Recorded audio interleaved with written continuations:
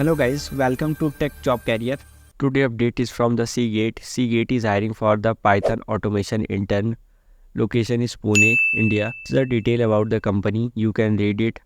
What you will do: develop test infrastructure and framework, complete internship project as per plan, understand the design detail of the storage system, understand the product and infrastructure architecture and implementation, develop and execute test cases, generate reports, collaborate with team to ensure full integration of all the part of the system, assist with maintaining engineering laboratory and equipment. So you will work on the software development field. What are the skills required for this job? I will request you to update your resume according to the job description. Mention all the skills required and knowledge in test automation and framework design, algorithm and data structure knowledge, self-motivated, strong analytical skills, ability to quickly learn new tools and technologies.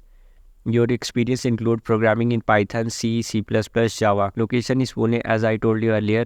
Link is given in the description. If you have any problem in applying, please comment. I will help you on that. Thank you.